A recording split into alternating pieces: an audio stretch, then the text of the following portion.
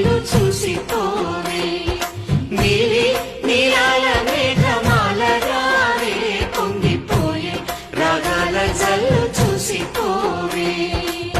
మనకిది ఒక ఇల్లే కాదురా సరిగమ పద పాఠశాలరా అణువణువును మీటి చూడరా అనుభూతి ధ్వనిస్తుందిరా